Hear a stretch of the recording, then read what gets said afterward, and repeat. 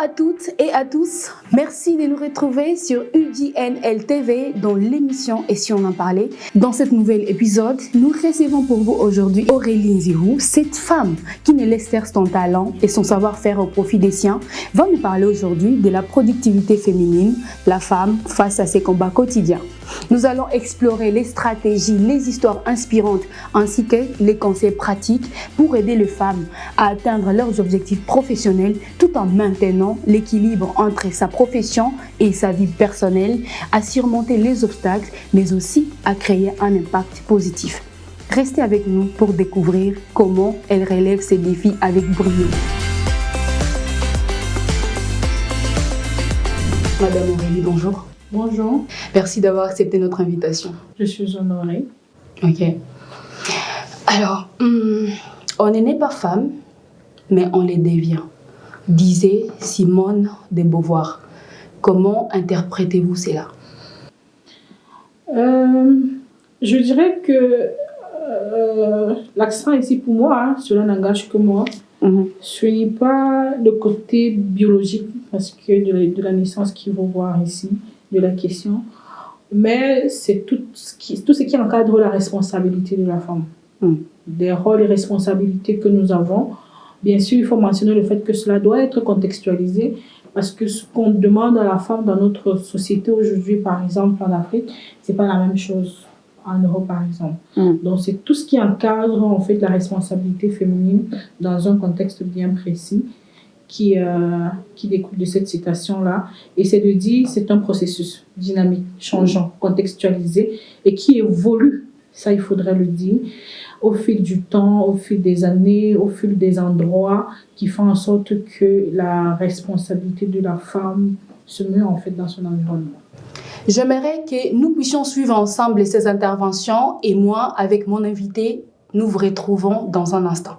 Pour moi, la femme, c'est cette personne qui supporte la famille, qui supporte... il y a beaucoup d'entreprises qui ne peuvent pas marcher s'il n'y a pas l'apport d'une femme. La femme, c'est cette personne qui est capable de voir au-delà, qui est capable de comprendre le côté psychologique, par exemple, de sa communauté ou bien de personnes qui sont autour d'elle. Donc, pour moi, la femme, c'est juste, si je peux dire, c'est le support sur lequel peut s'appuyer une communauté. Une femme, d'abord, c'est aussi une personne de sexe féminin capable de procréer, capable de faire tout ce qu'un homme peut faire. Et donc, au-delà de ce que, peut-être en général, tout le monde pense, pour moi, une femme et un homme, ils sont tous pareils, sauf quelques différences physiologiques. Donc tout ce qu'un homme peut faire, une femme peut le faire aussi. Mimi kwangu mwanamke naweza msema muvole mbili. Ya kwanza, mwanamke wakati ya pale zamani hakukuwa na neno la kusema mbele ya watu. Alikuwa mwenye kuonelewa zaidi, na alikuwa mwenye kuachiliwa na kukua sawa vile haiko konsidere mu societe. Me kwa leo sasa, mwanamke kufatana na ile nguvu anayokuwa nayo, ile kapasite yenye alishakuwa nayo, anakuwa mwanamke wa kujipatia valeur na kuonyesha kama naye anaitikiwa mu societe. Kwa ile anaweza jitegemea kwa kazi anayoifanya, kwa mawazo anayotoa kati ya watu. Kama ni maskini anajikubali kule umaskini wake. Kama ni tajiri anajikubali kule tajiri yake. Kama ni kilema anajikubali, niko kilema, niko mwanamke, ndajikaza nipiganishe juu nipate. Juu mwanamke. Voilà, c'était les interventions que nous avons recueillies sur terrain. Madame Aurélie, êtes-vous d'accord avec toutes ces phrases? Je dirais oui, parce que je pense que ça rejoint les propos que j'ai dit tout à l'heure. Je pense que la femme a la capacité de pouvoir humaniser la raison. On va se le dire comme ça. Donc les émotions ou alors les sentiments qui sont manifestés dans sa pratique ne doivent pas être perçus comme un défaut. Au contraire, c'est une force. parce que c'est ce sur quoi on se base en fait pour pouvoir élaborer des stratégies qui sont adaptées en fait même dans le contexte professionnel, parce que ça peut pas être dissocié en fait. S'il faut que l'être humain soit mis au centre, il faudrait prendre cette partie des émotions et des sentiments. Il y a une phrase qui attire mon attention quand je vois les appels d'offres. Je cite, « Les candidatures féminines sont vivement encouragées ». Comment est-ce que les femmes envisageaient-elles le traitement le plus équitable sur le marché du travail? Ça prend plusieurs formes.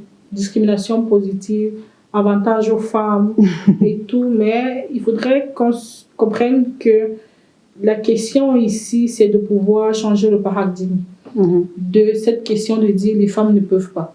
Ça veut pas dire que pour une femme qui a 0 et un homme à 10, on va prendre la femme à 0, non. C'est à compétence égale, c'est la femme qu'on choisit. Et c'est un peu pour déconstruire cette question de dire la femme ne peut pas. De changer les discours et de pouvoir motiver. On a très souvent, dans des statistiques, on remarque que les femmes sont plus nombreuses que les hommes. Mais elles sont moins sur le marché de l'emploi parce qu'elles sont censées être dans une certaine catégorie ou alors de gérer le foyer. Donc, ce n'est pas de dire qu'on va prendre des personnes qui n'ont pas de compétences ou alors des personnes qui n'ont pas de niveau, parce qu'il y a des critères de sélection, en fait, lorsqu'on ouvre un poste. Mais c'est de dire, pour celles qui pensent qu'elles ne peuvent pas, qu'elles comprennent que c'est possible et c'est pour cela qu'on les encourage à pouvoir candidater. Vous avez 10 ans dans le monde humanitaire. En tant que femme, comment faites-vous pour faciliter les opportunités tant chez les femmes que chez les hommes?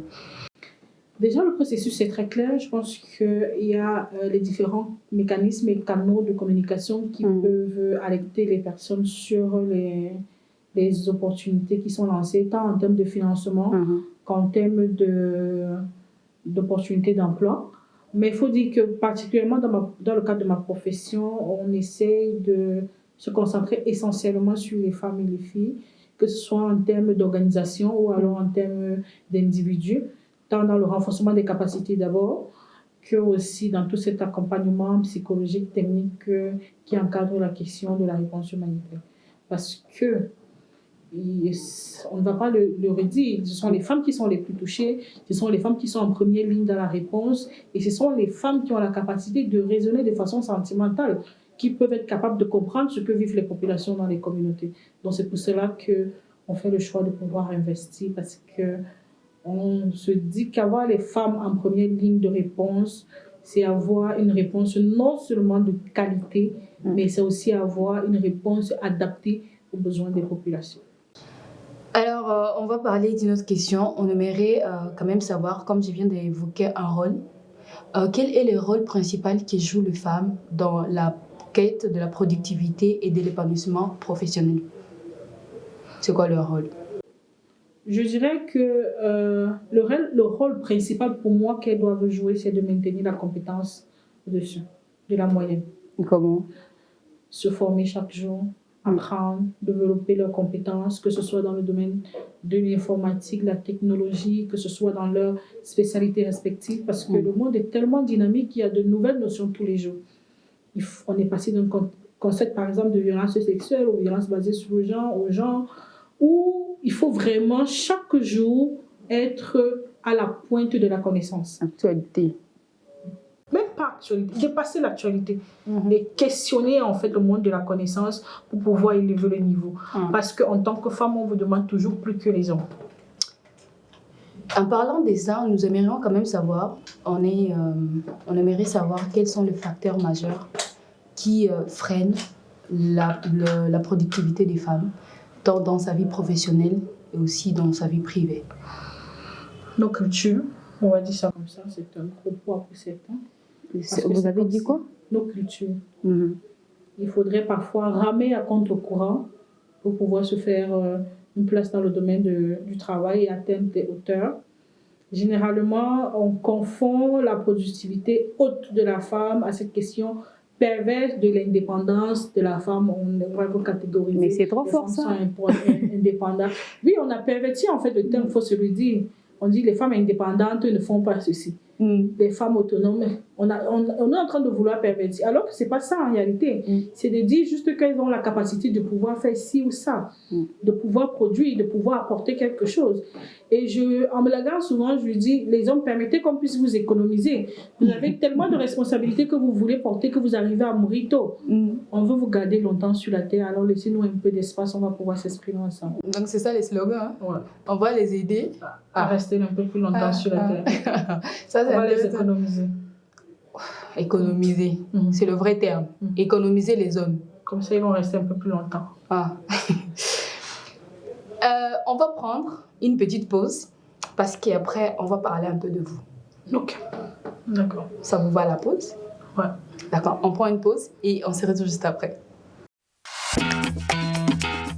Et si on en parlait, une émission qui donne la parole aux femmes en leur proposant des sujets d'actualité sur les réalités auxquelles elles font face.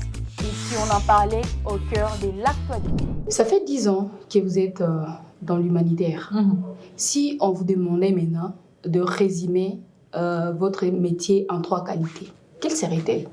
En termes de profession, c'est assistance aux personnes vulnérables, c'est défense des droits de la femme et c'est tout ce qui est capacité, renforcement des capacités. C'est les 3 qualités que vous pouvez donner. C'est à quoi se résume mon travail. Maintenant, du côté qualité ou bien apport, je dirais force, courage et détermination. Force, courage et détermination. Donc en avant, sans regarder en arrière comme la femme de l'autre. Tu tombes, tu te relèves. Ok, le principe. On tombe, on se relève. C'est ce qu'on va retenir pour aujourd'hui. Vous accompagnez de femmes dans votre travail. Quel a été le plus gros défi auquel vous ayez réussi à surmonter? Que les femmes réussissent à comprendre que je suis capable de pouvoir les aider, qu'elles arrivent à se laisser aider et qu'elles-mêmes puissent comprendre qu'elles ont ce potentiel de pouvoir faire quelque chose. Partage-nous la réalisation la plus récente dont vous êtes particulièrement très fière. Sur le plan professionnel, je dirais gagner les âmes à Jésus. Parce que pour moi, c'est le but de la vie, amener les gens à Jésus. Et sur le plan professionnel, de pouvoir asseoir en fait les différentes composantes de mon programme. Femme pasteur et femme humanitaire. Je ne suis pas encore consacrée pasteur. Je ne suis pas consacrée pasteur, mais je suis... Vous aspirez, hein? Non. Je suis juste au service chrétien. Et je dirais que ça match. Parce qu'au-delà de cette capacité d'avoir la raison, on parvient avec Christ à humaniser l'action humanitaire. Ça n'est fini par là aujourd'hui dans l'émission Et si on en parlait. Merci à tout le monde de nous avoir suivis de partout où vous êtes. Au terme de cette émission dédiée à la productivité féminine, la femme face à ses combats quotidiens, nous avons invité pour vous Madame Aurélie. C'est fut un plaisir de vous avoir sur ce plateau. Merci. Plaisir partagé, merci. Rappelons que la productivité féminine ne se limite pas à l'efficacité au travail, elle englobe également la capacité à équilibrer sa vie professionnelle et sa vie privée, à surmonter les obstacles et à créer un impact positif.